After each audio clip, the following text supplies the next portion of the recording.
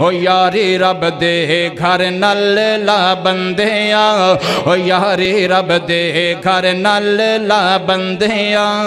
او یاری رب دے گھر نل لا بندیاں او پنج ویلے مسیح تے آ بندیاں او یاری رب دے گھر نل لا بندیاں مسجد دی بے ادبی چھڑ دے مسجد نال پیار کر لے مسجد دی توہین چھڑ دے مسجد نال محبت کر لے او میاں اے نمازاں واسطے مسجد ہوندی ہے اے پنج ویلے مسجد اندر نماز پڑھی کر اللہ واللہ اللہ کیوں جدو بندہ نماز پڑھ دے ادوں کی مل دے توجہ کرے آجے لگ مسجد وچ جداں دل جاؤ گا تینوں عرش دا سایہ مل جاؤ گا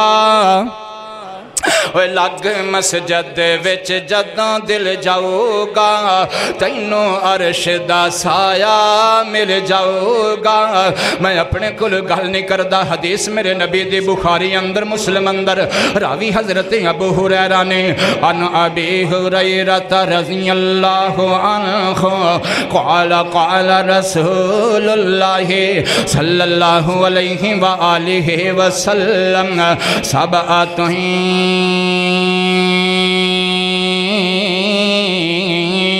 یذلہم اللہ فی ظلہ یوم لا ظل الا ظلہ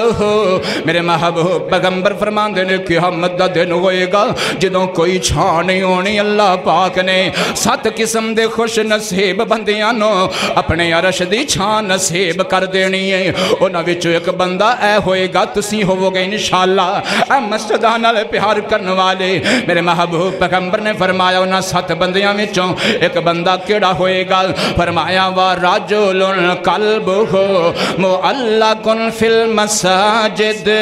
میرے آقا فرماندے نے انہاں 7 بندیاں وچوں ایک خوش نصیب بندہ ہوئے گا جدا دل رب دے گھراں اندر لگیا رہندا ہے جویں مچھلی پانی تو بغیر تڑپ دیئے